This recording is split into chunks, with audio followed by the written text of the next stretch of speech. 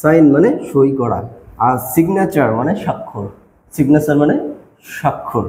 আর autograph মানে স্মৃতি স্বাক্ষর, স্মৃতি স্বাক্ষর। এই সাইন হচ্ছে ভার্ব, সই হচ্ছে, সই করা হচ্ছে ভার্ব, আর সিগনেচার হচ্ছে নাউন, অটোগ্রাফ হচ্ছে নাউন। সুপ্রিয় শিক্ষার্থী বন্ধুরা, আসসালামু আলাইকুম ওয়া রাহমাতুল্লাহ। এখন আলোচনা করতে যাচ্ছি যে সাইন, সিগনেচার এবং অটোগ্রাফ, এই তিনটির মধ্যে তফাৎ কি? কখন আমরা সাইন বলবো, কখন সিগনেচার বলবো, কখন অটোগ্রাফ বলবো?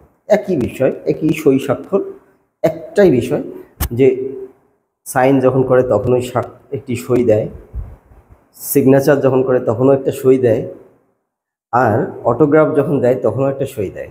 তবে ভিন্ন আসপেক্টে, ভিন্ন চাহিদায়, ভিন্ন পরিস্থিতিতে এবং ভিন্নভাবে এটি ব্যবহার হয়ে থাকে। আমরা আজকে সেটি বিষয়ে গভীরভাবে পর্যালোচনা করব যে কখন সাইন বলা হবে, কখন সিগনেচার বলা হবে এবং কখন তাকে অটোগ্রাফ বলা হবে। যে বলে না একটা অটোগ্রাফ প্লিজ, এই অটোগ্রাফ প্লিজ আসলে অটোগ্রাফটা কি, কোন ধরনের সই স্বাক্ষর, আর সিগনেচারটা বা কোন ধরনের সই স্বাক্ষর, আর এই সাইন এই শব্দটি বা কোন ধরনের সই স্বাক্ষর, আমরা আজকে এই আলোচনায় ক্লিয়ার হয়ে যাব ইনশাআল্লাহ। তো আসা যাক একে একে আমরা আলোচনাগুলো করি। সাইন, প্রথমে আছে সাইন। সাইন মানে সই করা, এটা করা অর্থাৎ ভার্ব। আর সিগনেচার এটি হচ্ছে স্বাক্ষর, তার মানে একটা নাম, নাউন। এবং অটোগ্রাফ এটিও একটি স্বাক্ষর, তবে স্মৃতি স্বাক্ষর, তার মানে যে আমাকে স্মৃতি স্বাক্ষর দেয় সে দু একটা শুভেচ্ছামূলক কথা লেখে আমার জন্য, প্লাস তিনি যে লিখেছেন তার একটা স্বাক্ষর রাখেন। তিনি একটা সুন্দর কথা লিখে তারপরে একটা উইশিং সেন্টেন্স লেখে, অথবা একটা রিমার্কেবল সেন্টেন্স লেখে, তার একটা শর্ট বায়োগ্রাফি লেখে। লেখার পর কি করে উনি সিগনেচারটা অর্থাৎ স্বাক্ষরটা দিয়ে দেন। তো সেটি হচ্ছে অটোগ্রাফ।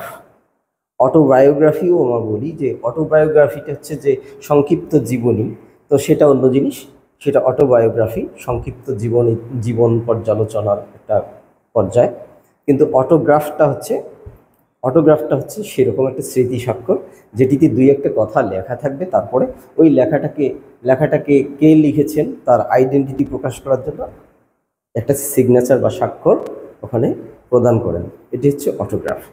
আর হ্যাঁ, এটা অনেকটা যাকে উইশ করা হলো, যার রিকোয়ারমেন্টের কারণে সিগনেচারটা দেয়া হলো, অটোগ্রাফ দেয়া হলো, সেটা কোনো এক শুভাকাঙ্ক্ষী, কোনো এক মানে হৃদ্যতার লোক, এরকম একটা বিষয়, সেখানেই আসলে অটোগ্রাফ কথাটা ব্যবহার হয়। তো এবার আসি সাইন। সাইন মানে একটা ভার্ব। এইটি ভার্বটা কখন, এখন এটি একটা রেগুলার ওয়ার্কের মতো, একটা কাজের মতো। কাজ কি, যে আমি অফিসে গেলে একটা সাইন করব, তার মানে একটা সই করব। এই সাইনটা হচ্ছে একটা একটা ফর্মাল ইস্যু, একটা বলা চলে ফর্মাল ব্যাপার। আর স্বাক্ষরটা হচ্ছে একটা ইনফর্মাল ব্যাপার। এই ইনফর্মাল ব্যাপার এটাও ফর্মাল ইনফর্মাল উভয় ক্ষেত্রেই ব্যবহার হতে পারে, ফর্মাল ইনফর্মাল উভয় ক্ষেত্রে ব্যবহার হয়।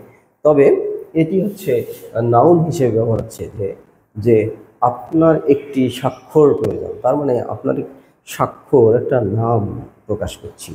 হ্যাঁ, তো সেই ক্ষেত্রে যে